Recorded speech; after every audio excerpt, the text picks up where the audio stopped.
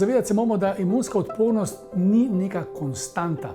Gre dejansko za spremenljivo stanje, glede na okoliščine in podobno kot pri spanju. Kot se ne moramo naspati na zalogo, tudi ne moramo biti imunsko odporni na zalogo. Lahko smo nekaj časa dobro odporni, potem pa seveda pride nekaj dejavnikov, ki na to bistveno vplivajo. Dlje časa ne spimo dovolj, smo bolj pod kroničnim stresom in podobno. Pa se seveda lahko hitro prikrade stanje, ko smo slabše odporni, se malo podhladimo in potem pride lahko do okužbe, ki rezultira v nekih resnejših simptomih. Skratka, zavedati se moramo, da moramo sami ves čas nekaj narediti za to, da bo imunska odpornost na visoki ravni. In kaj lahko naredimo sami, o tem povem posebej.